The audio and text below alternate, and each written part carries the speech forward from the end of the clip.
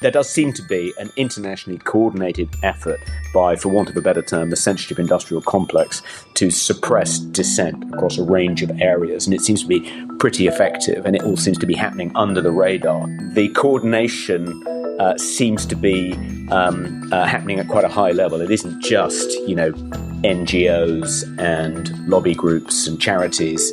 It's also governments and government agencies. And before we know it, we'll wake up and find that there are just a huge number of things we're not allowed to say anymore. Hello, welcome back to the Brendan O'Neill Show with me, Brendan O'Neill, and my special guest this week, Toby Young. Toby, welcome to the show. Thank you. Good to be here, Brendan. It's great to have you on, and I want you on primarily to do a stock take on freedom of speech in your capacity as the founder and director of the Free Speech Union. It still makes me laugh that when you set that up, people said we didn't need a free speech union. Very clearly we did. In that capacity, you know more than most about where things are at in relation to freedom of speech, which I think you and I both agree is the core freedom in a civilized society. So I guess I want to start off with a broad question, which is how you see 2023 in relation to the free speech question. It seems to me that we made a couple of steps forward, but maybe rather a few more steps back. What's your take on how things went this year? Yes, I think that's broadly my take too, that there's been some good news, but there's also been some bad news, and the bad news is probably worse than easily compensates for and more the good news. But let's start with the good news. This year, the government passed the Higher Education Freedom of Speech Act, which is something the Free Speech Union had been lobbying for about 3 years in various capacities. And it will provide free speech on campus and academic freedom with slightly more robust legal protections. We think many of the people that we've had to help on campuses, whether faculty or students, would be in a stronger position had this bill been law when we help them. But it only applies in English universities. It doesn't apply in the rest of the United Kingdom. And that's particularly relevant because even though Scotland hasn't yet activated the Hate Crime and Public Order Act that received royal assent in 2021, it looks as though it is now going to activate that next year. Apparently, the police and the courts have been gearing up for the bill to come into effect in Scotland next year. That's obviously going to pose a big threat to freedom of speech north of the border. The Online Safety Act, it's certainly a kind of net loss. The Free Speech Union and other free speech advocacy groups like Big Brother Watch, Index on Censorship, scored a few minor victories. So, for instance, one of the things that I think the FSU can take credit for is that the government were going to include something called a harmful communications offence. They were going to create this new offence as part of the Online Safety Act. Again, it would have only applied in England and Wales, not the whole of the United Kingdom. But what it would have done, it would have made it a criminal offence punishable by up to 2 years in jail to say something or communicate something online to someone which caused them serious distress, which is obviously a very nebulous, subjective standard, easily weaponized by political activists to shut down anything they disagree with. So we were very concerned about that, but we lobbied hard against that and in the end persuaded the government to drop it from the bill. Incidentally, that was one of the recommendations made by the Law Commission of England and Wales in a report it published, I think, last year. Various recommendations. Ultimately, what it recommended is that there should be a Hate Crime and Public Order Act, exactly like the one in Scotland, in England and Wales. And we obviously lobbied hard against that proposal, and the only bit of it that remained, seemingly, was this proposal to create a new this new harmful communications offence, and we managed to stop that becoming law. But I'm pretty sure that under a Keir Starmer-led Labour government, one of the first things they do is introduce a hate crime and public order bill, which was very similar, potentially even worse than the one that was passed in Scotland 2 years ago. Internationally, I think the picture's been pretty bleak. Michael Schellenberger and Matt Taibbi have done some great work exposing the censorship industrial complex. And there does genuinely seem to be an internationally coordinated effort to suppress various forms of dissent around key areas like the lockdowns, the COVID vaccines, the war in Ukraine, climate change. And the coordination seems to be happening at quite a high level. It isn't just, NGOs and lobby groups and charities. It's also governments and government agencies. And we saw that kind of those partnerships spring up during the lockdown here, very effectively exposed by Big Brother Watch earlier this year. But we saw kind of NGOs and Whitehall departments and seemingly branches of the security services working together to monitor dissent from government policies in certain key areas. And that seems to be the same kind of shadowy cabal, if that doesn't sound too much like a conspiracy theory, seems to be behind many of the proposals to criminalize hate speech around the world. So the most kind of talked about one is the hate crime bill that's currently going through the Irish Parliament, in which Leo Varadkar wants to use the recent unrest to try and expedite and get it through, ram it through before Christmas. But there are also hate crime bills wending their way through the New Zealand and the Australian parliaments. There's a proposal to introduce a hate crime bill in Northern Ireland, which the Free Speech Union we've been involved in a consultation about that. We're trying to push back against that. But there does seem to be an internationally coordinated effort by, for want of a better term, the censorship industrial complex to suppress dissent across a range of areas. And it seems to be pretty effective, and it all seems to be happening under the radar. And before we know it, we'll wake up and find that there are just a huge number of things we're not allowed to say anymore.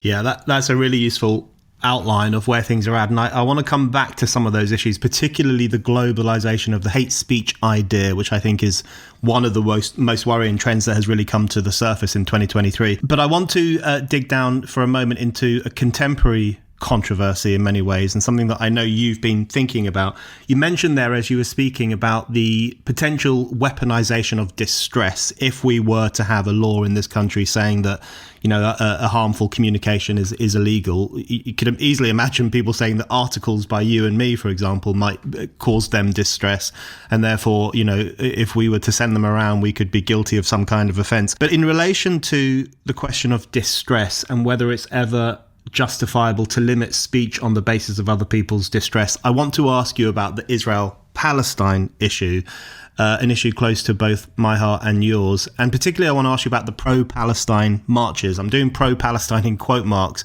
because in my view, these aren't pro-Palestine marches. If they were, they would be calling for the destruction of Hamas, not the destruction of Israel. Hamas, it seems to me, is clearly the worst scourge for the Palestinian people right now. But you will know that friends of ours, people who would consider themselves on the same side as us on lots of these discussions, were making the case that some of these pro-Palestine marches in London, in particular the huge ones that took place every weekend, were overstepped the mark. They were found, lots of people found them very threatening, especially Jewish people in London. They found them very uncomfortable, menacing. They had lots of hatred in them. I think it's justifiable to refer to them as hate marches in some ways. But surely it's incumbent upon free speech warriors to defend even the right of people we don't like to march in the streets of London, even if they do it more frequently than we would like, more noisily than we would like. What's your view on the free speech question when it comes to that kind of event? Yeah, well, I have found it quite testing in that I think defending the right to protest and to speak out by some of the more extreme participants in those marches, which have taken place more or less on every Saturday since the 7th of October, I have found it more difficult, I think, to defend them than I have almost anyone else. But I do think, as you say, that if you are a defender of free speech and of the right to protest, then you have to hold your nose and defend the pro-Palestinian, quote-unquote, protesters. The Supreme Court standard when it comes to what the First Amendment permits, and which was famously articulated, I think, in Brandenburg versus Ohio, is that protest marches should be permitted unless they are going to cause imminent lawless action, which is a slightly circular definition, but nonetheless quite helpful. The bar here is a lot lower than that, but I think philosophically that's where I'd want to put the bar too. And I suppose you could argue that in some cases the pro-Palestinian protests or some outcrops of those protests, such as protesters assembling outside synagogues on Saturday afternoons, could lead to imminent lawless action, and that therefore the police should intervene and stop those more extremist manifestations of quote-unquote pro-Palestinian sentiment. But I think for the most part, I would defend, reluctantly, things like chanting from the river to the sea, intifada from London to Gaza. I mean, I find them extremely distasteful, and I find it very hard to interpret them as anything other than the call for the extermination of Israel and the 7 million plus Jews who live in that part of the Middle East. But nonetheless, just as I think I would have defended the right of a neo-Nazi group to march in Skokie, as the ACLU famously did, provided it wasn't going to lead to imminent lawless action, which it didn't. So I think I, on principle anyway, have to defend the rights of the pro-Palestinian protesters to protest in the way they have been for the most part. I suppose it's possible you could say, given how intimidating the marches are, given how damaging they are to the retail trade and the hospitality sector in central London, particularly in the run-up to Christmas, which is, one of the most lucrative times of the year where they cover all their losses for the rest of the year. Maybe you could make an argument which wouldn't be outrageously authoritarian, that instead of marches of, 100,000 people plus, there could be static protests in places like Trafalgar Square, limited to 20,000 people. And so you're not taking away the right to protest, to voice dissent, to chant from the river to the sea, but you're just reducing the amount of disruption and potential distress they could cause. I mean, is that a slippery slope? I don't know. How would you feel about that as a compromise? That's a really interesting point, because I've always thought that freedom of speech is an absolute. It's an absolute freedom. It should not be interfered with. Freedom of protest is incredibly important in a democratic society, but I see it as a secondary freedom to freedom of speech, an extension of freedom of speech. And I do think there are some instances where it probably is legitimate to not necessarily ban a protest, that would always be a bad thing to do, but to have certain rules about where it might be able to go or what you might be able to do. I mean, I always think of the example of the Occupy movement in 2001, I think, or 2010. I can't even remember. I'm losing track. Occupy Wall Street, of course, but then we had Occupy St. Paul's in London, where they were sat around St. Paul's Cathedral for 3 weeks, I think, 4 weeks, stinking it up, leaving litter, setting up tents. And I do remember thinking to myself quite a lot back then that surely this is a legitimate case for some form of intervention or some enforcement of a rule, because it was clearly interfering with people's freedom to go about their daily lives. So the freedom of speech, the freedom to criticize bankers and damn the bankers as evil, etc., which is what the Occupy movement was doing, I would defend that to the hilt. But the freedom to sit on the street where people go shopping and eat lunch and attend church every day for weeks on end, I think that does raise a question.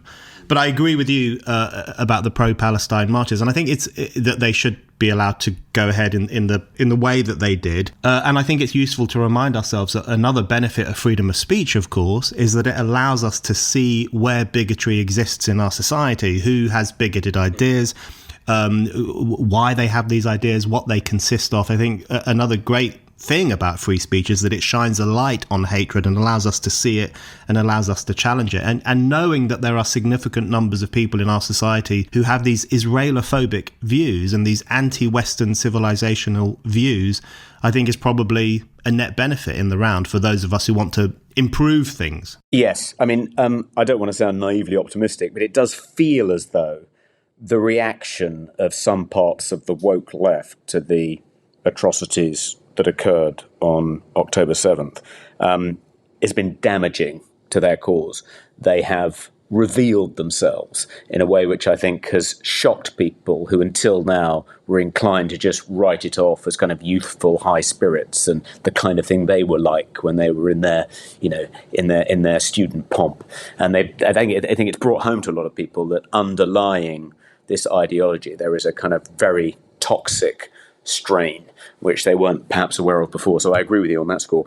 I guess one further thing to say about this is that the police's extraordinary forbearance that they've shown with respect to even some of the more extreme pro-Palestinian protesters, to the extent of, holding their flags while they climb on top of, restaurants and then passing them up the ladders.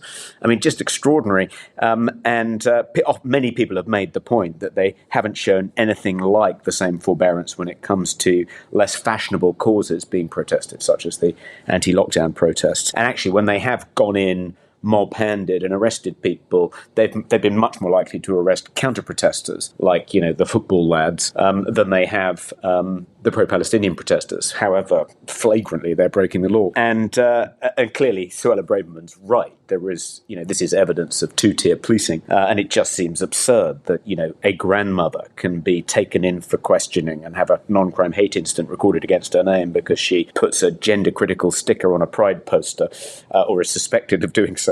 Whereas someone can, chant jihad and wave, a jihadi flag and get off completely scot-free. But I think that's not an argument for the police to be as authoritarian when it comes to the policing of all dissent as they are when it comes to policing, unfashionable dissent. It's an argument for showing the same latitude and forbearance in every case.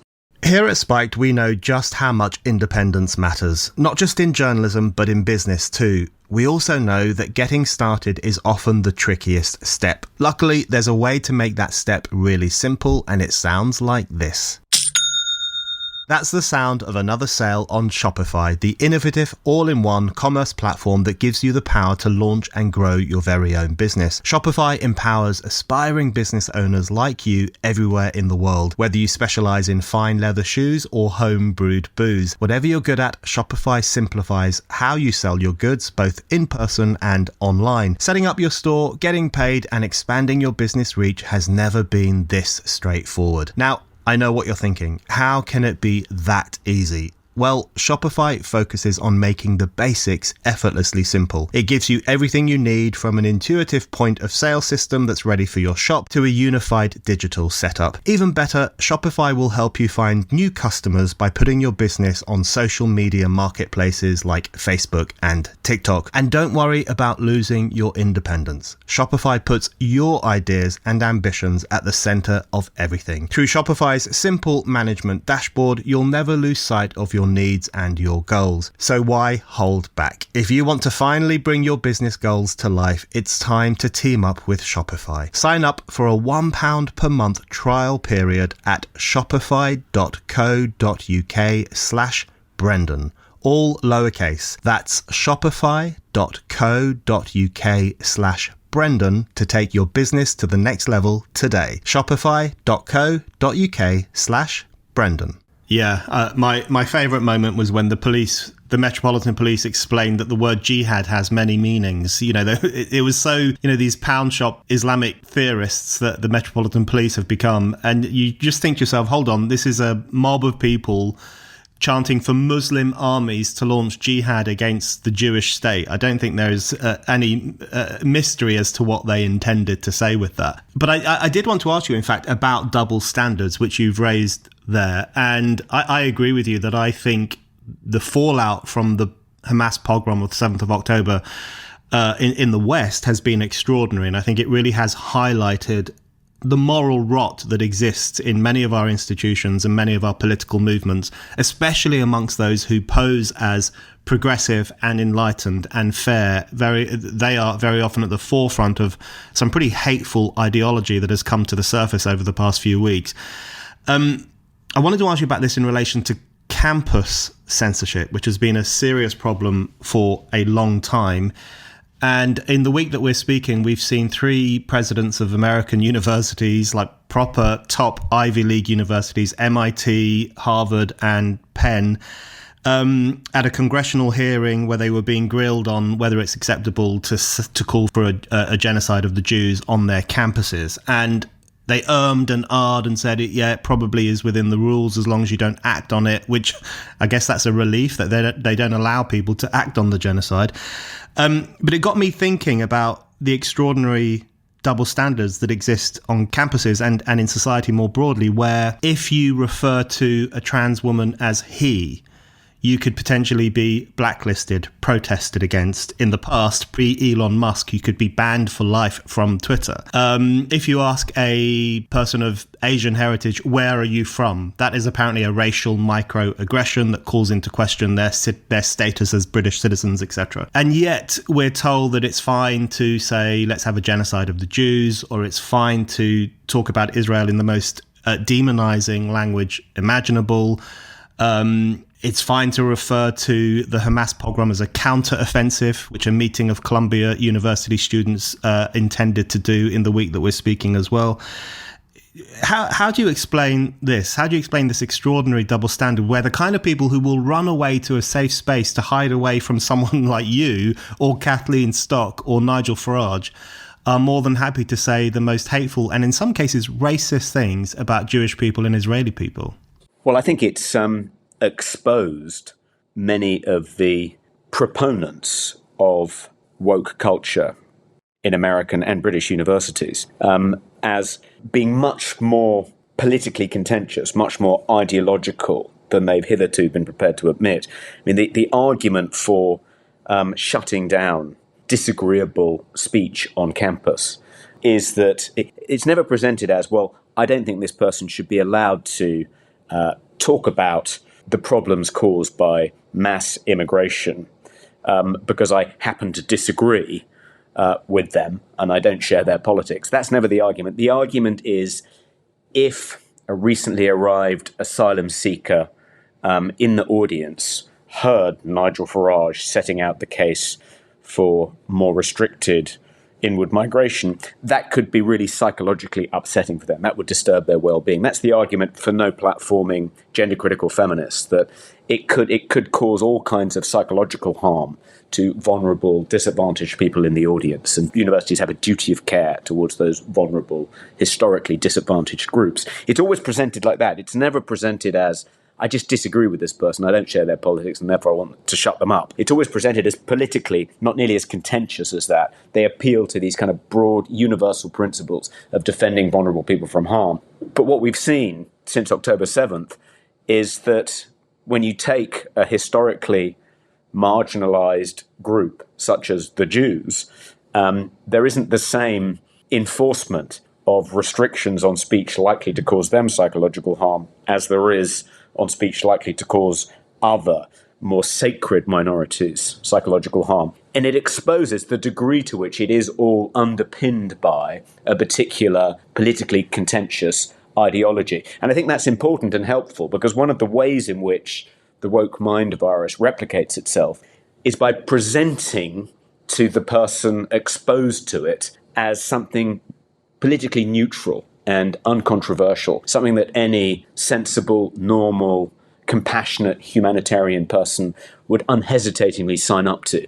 Nothing at all contentious or controversial, nothing that requires a buy-in to a kind of dodgy neo-Marxist, postmodernist philosophical perspective. It's all just kind of common sense for kind of, millennials. So if you can expose the degree to which actually no, it's shot through with this incredibly contentious worldview, that I think makes it harder for it to replicate. So long term, it's probably a good thing. But maybe I'm just being naive, and that won't, in fact, in any way interrupt the extraordinary velocity, momentum of this particular virus. Yeah, I think the for me, most striking double standard in this part of the discussion is the way in which so-called pro-Palestine voices are now saying, look, we're being oppressed, we're being silenced. And in some instances, things like that are happening. You know, we have seen Palestinian authors being struck off from book festivals. We've seen actors in America being cancelled, at least temporarily, for expressing very strong anti-Israel views. So incidents like that are happening, and I do think that's a problem. You know, there is the temptation to relish in the fact that it's happening to people who say that cancel culture is a myth, but I think that would be a mistake, and it's always better to cleave to one's principles and defend freedom of speech for everyone. But you know, the most striking example, I think, is in relation to the BDS movement, boycott, divestment and sanctions, which is not only a movement that forbids or tries to forbid the selling of Israeli produce and Israeli goods, but also which rages against the arrival in Britain or America of Israeli academics, Israeli authors, Israeli musicians, Israeli actors, Israeli film festivals. We've seen protests and attempts to cancel all those kinds of things. It's always struck me as almost a racist system of censorship designed to punish people of a certain ethnic national origin by refusing to allow them to speak. And the very same people who were at the forefront of BDS for years are now complaining about being censored themselves. So it really does remind one of the importance of consistency in the free speech argument, which I don't think they will understand.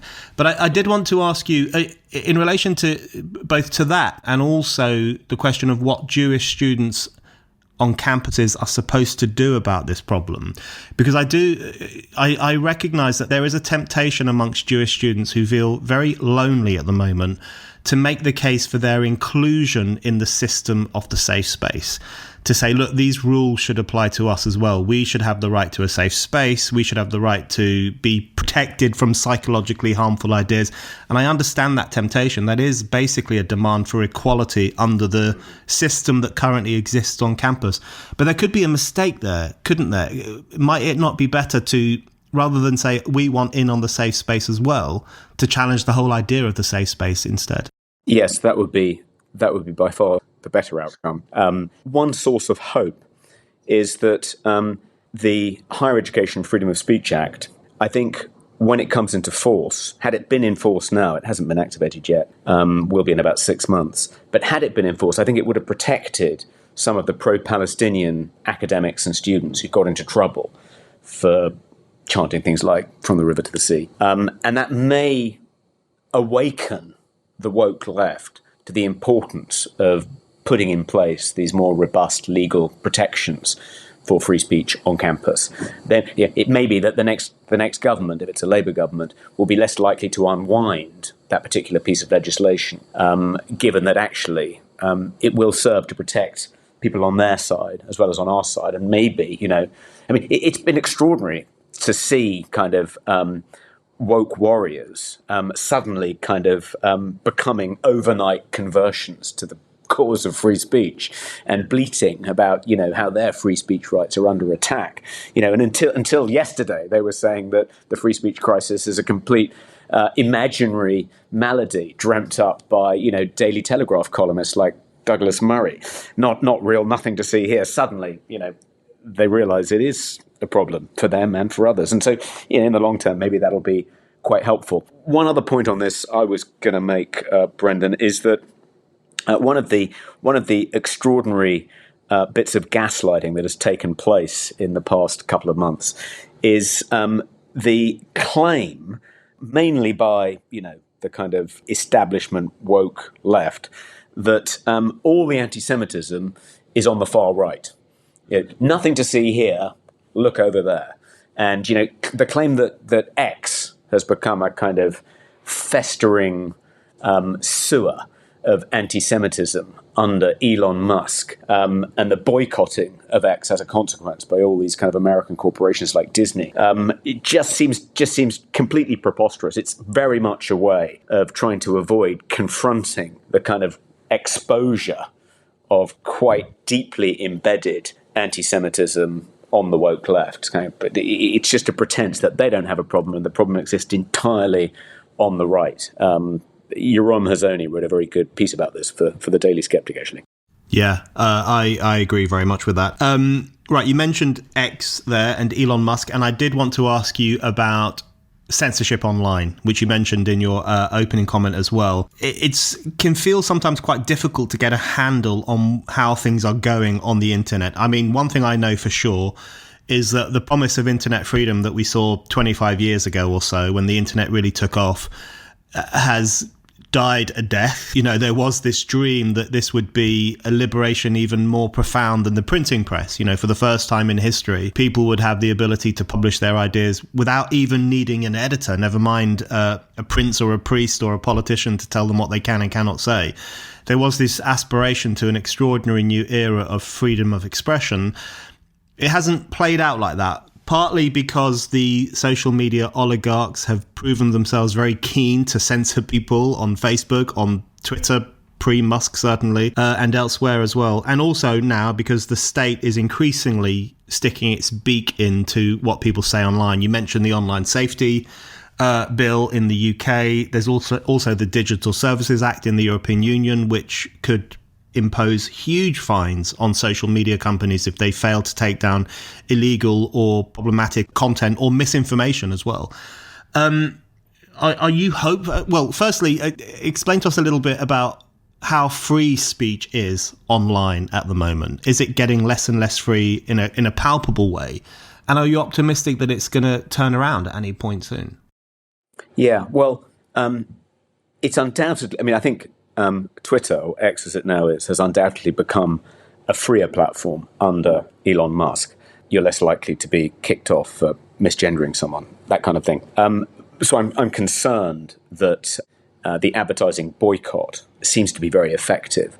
And when Elon Musk was interviewed last week, he seemed to be kind of fitting up the big advertisers who were boycotting Twitter as the cause of Twitter's demise, almost as though that was a foregone conclusion and it was just a question of who we blame now for its inevitable collapse.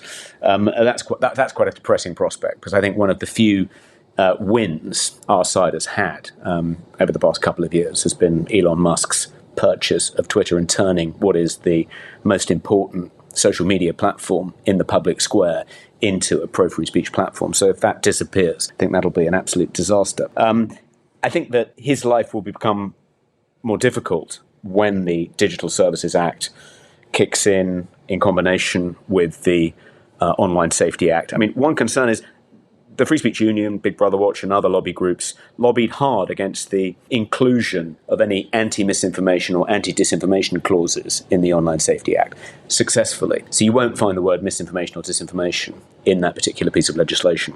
They were there originally, but they were removed during the course of its passage through Parliament as people lobbied against it.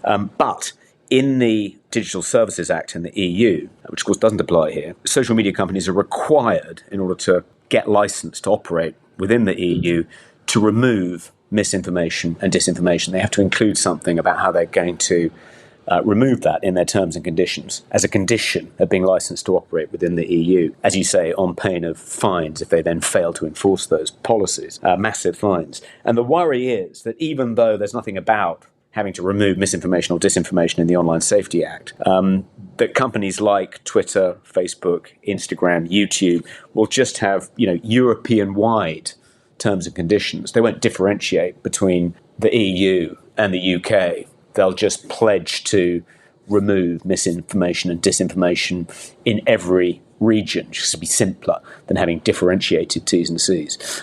So that's a major concern. We're going to have to see what we can do about that if that actually happens. But I mean, you're completely right about how the kind of early hopes for the internet as a kind of explosion of free speech in the public square have been completely dashed. I mean, the example I like to give is that famous Apple ad, which I think was like during the Super Bowl, like at least 25 years ago, in which you had the guy running towards the Big Brother screen and smashing it, as though, the kind of gatekeepers of the mainstream legacy media were Big Brother, and, microcomputers were going to smash it and kind of liberate everyone. But I'm told that actually that's a misreading of that ad. It wasn't a kind of an attack on Orwellian censorship. It was just an attack on IBM.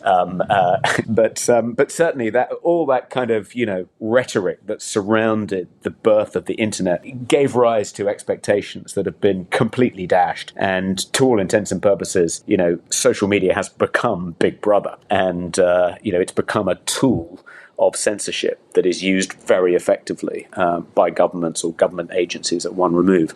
Yeah. Absolutely. I want to ask you about the interplay between state agencies and social media, which, as you say, social media is very often the big brother, and it's very often the big brother for states that don't quite want to play that role, or in the American case, they're forbidden from playing that role by the First Amendment, by the Bill of Rights. So one case I'm thinking of in particular is Ireland. I think what's happening in Ireland at the moment is extraordinary and terrifying. I say that as someone who loves Ireland deeply. I'm very worried about what's happening there. So one thing, that there was that terrible stabbing of 3 kids and one of their care workers in Dublin a couple of weeks ago, followed by some pretty bad civil unrest on O'Connell Street and other parts of Dublin. And then after that, Varadkar and the rest of the Irish government said, look, we really need to rush through this hate crime legislation. We need to get it on the books. We need to make sure that far-right agitators can't say what they want to say online, can't organise these kinds of riots, etc. And one thing that came out during that process was that the Justice Minister in Ireland had put pressure on the police, the Gardaí, to contact social media companies directly and say, listen, you need to take some of this stuff down. So you had a situation where the police were contacting social media and saying, this has to be removed, that has to be removed. A real, I think, terrifying glimpse into the potential for a police state that can come from when we have a situation where social media companies are often quite happy to play the role of Big Brother and the state is very keen to clamp down on freedom of speech. So let's talk a little bit about that situation where, and I know that you mentioned Michael Schellenberg and Matt Taibbi as well, they've talked about the American example of a connection between state agencies and private companies as part of the censorship industrial complex. How worried are you about this kind of public-private drive, this moral mission to prevent people from saying certain things on the internet? Yeah, no, I'm very concerned about it. And one of the reasons it's so concerning is that liberal elites moving between these agencies, NGOs, government departments, political office, they seem to have a completely different approach to dealing with what they consider to be problematic speech to their equivalents, as recently as 15 years ago. So the prevailing doctrine amongst educated liberal elites across the West until about 15 years ago was the counter-speech doctrine, as set out by Louis Brandeis in another famous Supreme Court case, I think in the 1920s, in which he said the best way to counter what we consider to be problematic, harmful speech is not enforced silence, but more and better speech, to counter it with better speech. Sunlight is the best disinfectant, as he famously said. There seems to have been a complete change of heart about that. And I think in the process, they've forgotten that one of the reasons the counter-speech doctrine held sway for almost 100 years is that censorship is ineffective. It doesn't work. Something like the Streisand effect happens when you try and censor what you consider problematic speech. You draw attention to it. You kind of increase its valiance rather than reduce it. And, Exhibit A is attempts to suppress anti-Semitism in Weimar Germany. Didn't succeed in stopping the rise of the Nazi parties. On the contrary, it enabled various prominent Nazis, including Hitler, to pose as martyrs, enemies of the state. And ditto in Ireland. You can't imagine that removing a couple of inflammatory anti-migrant posts on Facebook or X is going to, far from actually reducing anti-migrant sentiment, if anything, it's just going to consolidate it and make people think that, if the state is suppressing me, if it's not allowing me to say this, then there must be something in it. Same thing we've seen with various efforts to suppress criticisms of the COVID vaccines. Far from reducing vaccine hesitancy, they appear to have increased it. People think, well, if you're taking down any posts on social media drawing attention to some of the harmful side effects of these vaccines, then there must be something to it, and it decreases trust in the authorities, that they can't cope with a bit of criticism. They're not confident enough to rebut it in the public square. They have to shut it down. And that's why we've had measles outbreaks in places like New York. This leads to a kind of rather gloomy conclusion. I mean, if you agree with me that attempts to suppress speech liberal elites think of as problematic, leading to undesirable political consequences, such as the election of Donald Trump or the Brexit vote. If you believe that attempts to suppress that speech has the opposite of its intended effect and only actually feeds kind of populism, it feeds that sense of grievance and exclusion, then actually, how will they respond when their attempts to suppress this sentiment, to snuff it out, has the opposite of its intended effect? Well, they'll just have to double down. And that, in turn, will amplify it even more. So you're in a kind of doom loop. And it felt to me when Varadkar, when his kind of response to the stabbing of 3 school children by a man of, North African heritage at a primary school in Dublin, his response was, we have to double down on authoritarian restrictions on speech. We have to expedite the passing of this unbelievably draconian anti-free speech bill. It felt to me like that's the beginning of the end. That's the kind of doom loop spiraling out of control. And it will only prompt kind of, I would have thought, if anything, suppressing kind of the growth of populism in Ireland will have the opposite of its intended effect. And it looks like Conor McGregor may even run in 2 years' time for presidency of Ireland. And I imagine, would wipe the floor for Radko. Who knows? Yeah, I mean, it's absurd and logical at the same time, the potential of a Conor McGregor presidency in Ireland, but let's see how things go. Yes, I think one of the issues with hate speech legislation, which I did want to come on to, you mentioned earlier on that there are moves afoot across the globe to institute new laws against so-called hate speech in Ireland, of course. New Zealand, Australia, elsewhere in Europe, there's been hate speech laws for a long time, but they're being used in different ways as we speak. Isn't one of the things we need to do to call into question the whole idea of hate speech? I've always found the term hate speech to be as offensive as I would the idea of thought crime. Because firstly, I think hatred is an emotion. It might not be a big and clever emotion. Very often it isn't.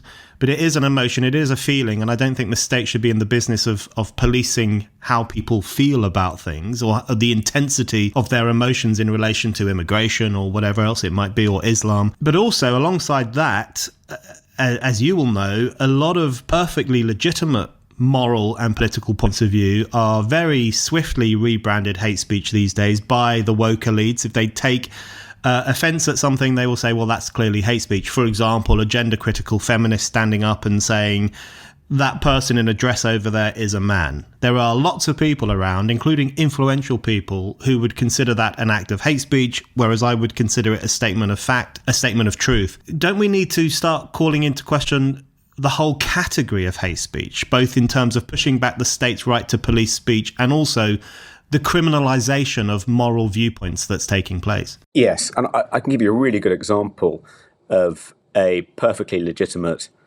viewpoint being delegitimised by being branded hate speech. So a trans rights activist started a petition on change.org urging the Oxford English Dictionary to change its definition of woman from adult human female to something more trans-inclusive. And Kelly J. Keane started a rival petition.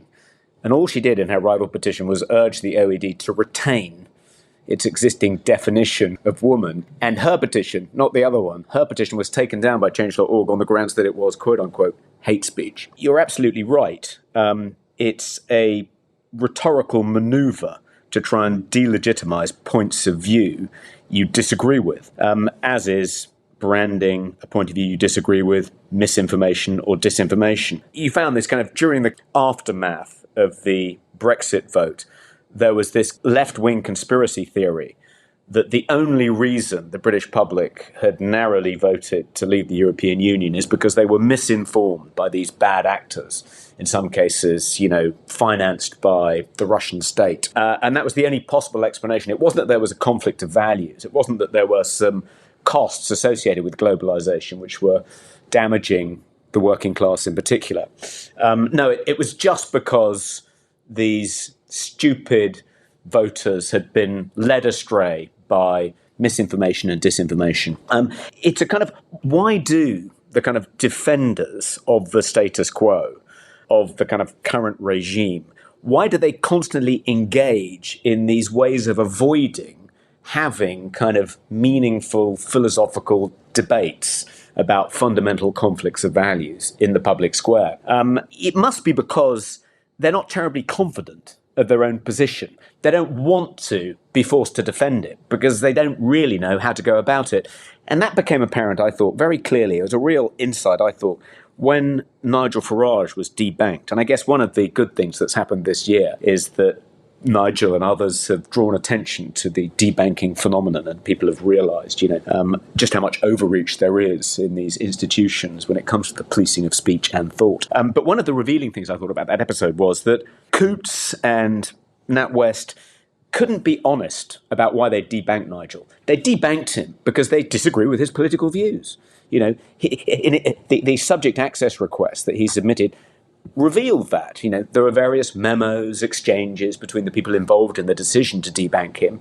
And the reason they were doing it is because they dislike his politics. But they couldn't say that up front. In the public square, they had to invent reasons for debanking him, which of course got them into all sorts of trouble and resulted in the resignation of Alison Rose. But why did they invent them? Why didn't they just honestly say why they debanked him and defend their values and their policies? It's because they don't know how to. They're not very confident. They don't have the kind of intellectual hinterland, the kind of breadth of knowledge. They haven't thought deeply about it. It's kind of like a philosophy they've acquired from Instagram without it's not rooted in anything. It's paper thin. So maybe, Brendan, maybe we're going about our work in the wrong way. Maybe in order to defend free speech and persuade people on the other side to be less trigger happy when it comes to, branding things, misinformation, disinformation, calling for the arrest and imprisonment of people who engage in hate speech, no platforming people. But the reason they do all these things is because they completely lack any confidence in their own beliefs, their own values. Maybe what we should be doing is helping them flesh out some kind of a better, deeper understanding of what it is they believe. We switch sides for a year and help them develop a kind of better, deeper, richer understanding of their own positions, so they're then better equipped to defend them in the public square and less likely to engage in cancel culture as a kind of knee-jerk response to any kind of challenge. Yeah, that's not a bad idea. I can see the Free Speech Union getting stuck into that. I think that's a really important point, actually, about the weakness of the censorship side. And I guess if you think about it, censorship is always a sign of weakness in the sense that, at some level, there's a lack of faith in one's own belief system and one's own ideology to such an extent that you cannot tolerate any criticism or ridicule or pushback or comedy or whatever else it might be. There is a kind of weakness there. I often think of the fact that even the Vatican had which was, hardly the most liberal institution in the world back in the day, even they had a devil's advocate because they recognized the value of subjecting your ideas and your beliefs to ridicule, to questioning.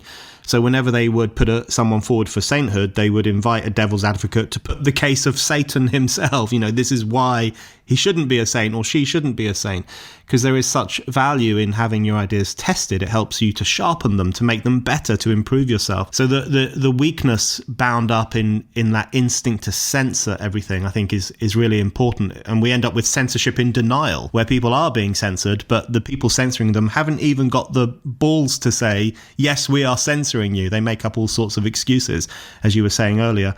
Okay, Toby, my final question for you then is kind of looking forward a little bit, but specifically in the British context. We're going to have an election next year. As you've been saying today, and I think it's incredibly useful, there are positive things about freedom of speech and there are less positive things as well. I think the fact that even that we're having this kind of conversation is really important. The existence of the Free Speech Union, Big Brother Watch, Schellenberger and Tobys' work, of course, Spiked, which has been making the case for free speech for a very long time.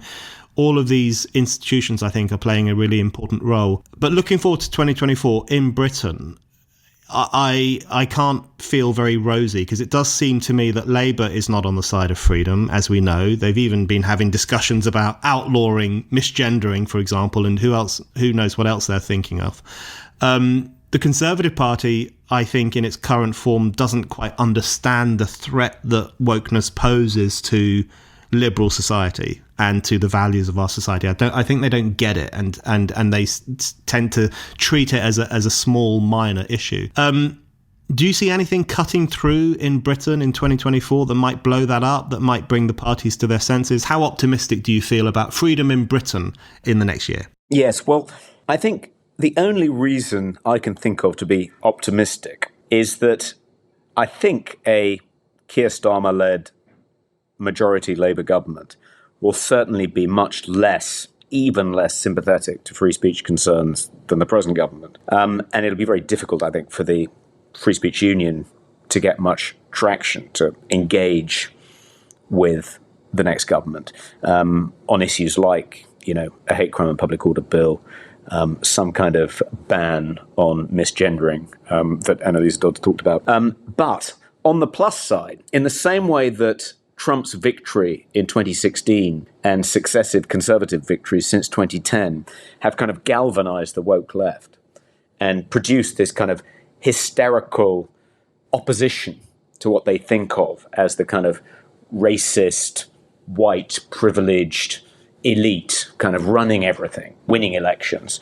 So if social democracy triumphs with a kind of thumping majority next year, that will take a lot of the kind of energy out of the woke left. They will no longer be able to, you and I know that they're not really, in any sort of meaningful sense, a kind of beleaguered anti-establishment minority tilting at these kind of all-powerful titans of the establishment. On the contrary, to all intents and purposes, they are the establishment. They are the regime. They control all our major institutions. But they've been able to pretend, and I think gather support for their cause and kind of whip people up by pretending that they are an oppositional movement, that they are the dissenters, they are the rebel alliance, and we are in cahoots with the bad guys. It's going to be much more difficult to maintain that pretense if they actually win, a major general election and are in power for the next 5 years. So I think that could take you already feel that the kind of momentum behind the kind of whole, woke movement is beginning to dissipate. They've suffered a couple of major setbacks. I guess, obviously maybe the biggest one in the past year was the demise of Nicola Sturgeon over the admission of a trans woman sex offender to a women's prison. But they seem to be really on the back foot on that kind of cluster of issues. They've overreached. They're suffering some major defeats. Britain, not quite turf island, but we can take some pride, I think, in that we're described that way by some trans rights activists in the United States. So it feels like the energy is beginning to dissipate. That maybe we haven't quite reached peak woke yet, but it feels like we may be about to. And my hope is that the one silver lining in a Labour victory would be to take even more of that steam out of that particular movement. Toby, thank you very much. Thanks.